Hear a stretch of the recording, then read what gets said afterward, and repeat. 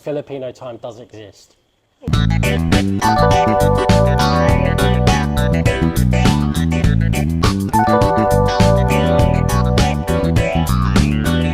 Have you been to many islands here in the Philippines? So we've been to Siargao, Siargao. we've been to Bohol, Mm-hmm. we've been to Bantayan recently, and we've been to Palawan, specifically like Puerto Princesa and El Nido. I would probably say like, I think they all have their own unique feel to them. Like I think Siargao is very like how Bali was like years ago, and it's just sort of coming up, and it's going to be, I think in 10 years' time, Siargao is just going to be huge. Whereas I think it's more of a Filipino knowledge, and then if you know, you know sort of thing. It's slowly becoming bigger and bigger because of TikTok, Yeah, and a yeah. lot of people are sharing it on that. Bohol, I think Bohol's pretty similar to Boracay. It's just I think less touristy. Yeah, yeah, yeah. From the perspective, I need to still visit Boracay, but from what I've heard, and Bantayan's really nice if you want to like a little breakaway, and then Palawan for me is like my favorite island. It is just heaven on earth. Like the scenery, the rock structures, the people, the quality of like they've really put some really nice places to go and stay there, which is like if especially if you live here long term and you can go slightly out of season, you can get some like amazing deals on some incredible places. So yeah, I really recommend that. I think Palawan probably takes the favorite, and El Nido specifically.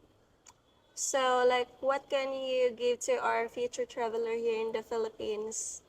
Like tips, tips for Tips. budgets, tips So to need my to my know the cultures.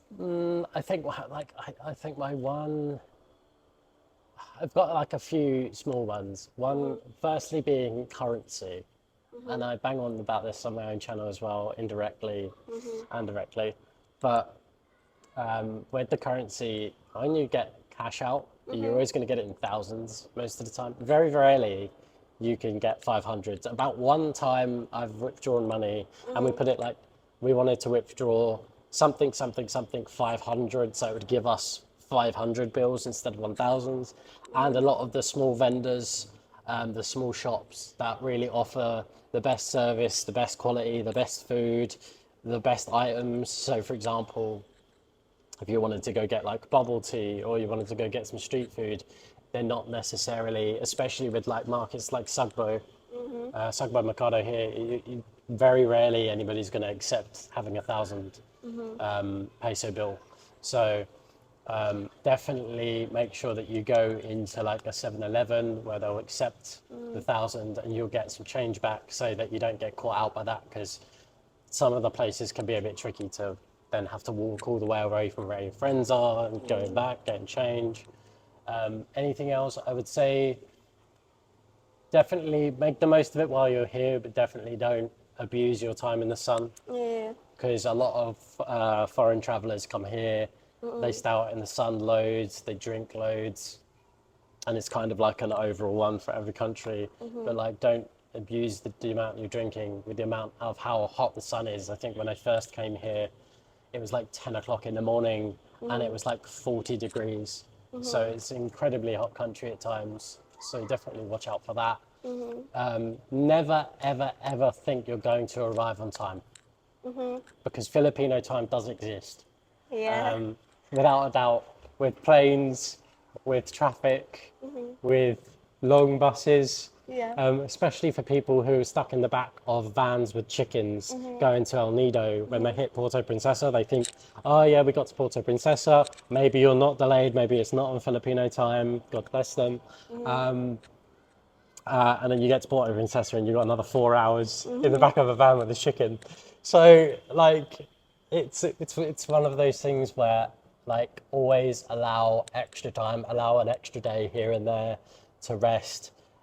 When you're traveling the country, definitely when you travel here first time, only pick 2 or maximum 3 islands. If you pick Cebu to travel to, then okay. Or if you pick Manila to travel to, then pick either one of Manila or Cebu, and then like 2 other islands. Give yourself that amount of time in that month that you want to come travel here potentially, just to explore everywhere, because you know the travel time can sometimes be quite quite harsh, especially with you know some of the airlines are better than others, so you're going to get different experiences.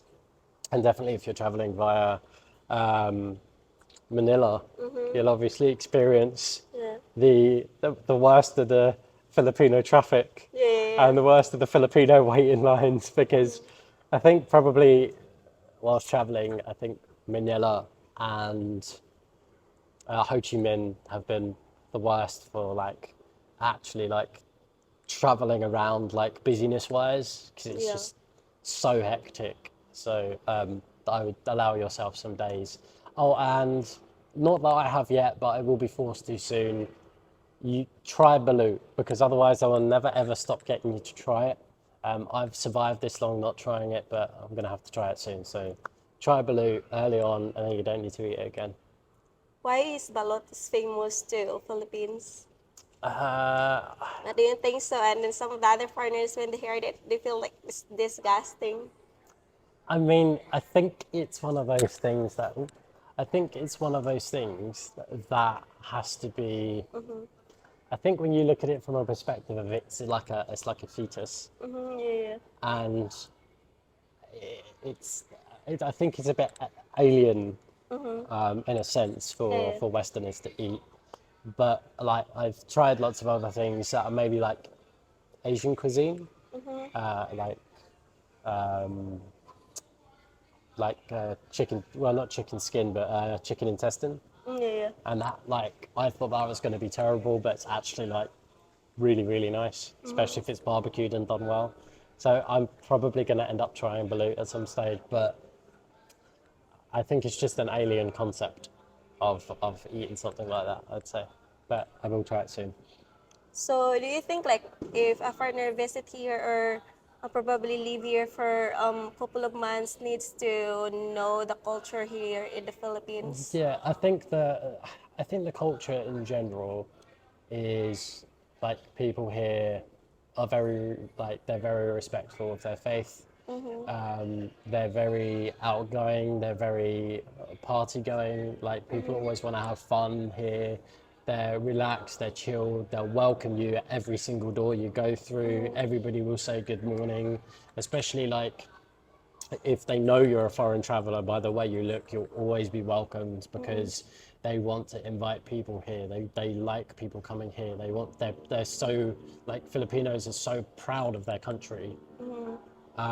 So you know, I would say like in a sense, I would say that the culture is just it's quite easy to fit in as long as you know, can be respectful of their cultures, respectful of the culture and the faiths where it's necessary.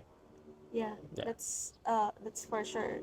Thank you so much for Thank being you. part of this video, and you guys please do subscribe to his Backpack channel. seller. I will going to put the link on the comment description. I mean the comments section and also in the description box. And I hope you guys are going to subscribe and also subscribe to my YouTube channel, because I am planning to do more interviews to expats here in the Philippines or travelers. So I hope you guys having a nice day, everyone. Bye bye. See you later. Bye.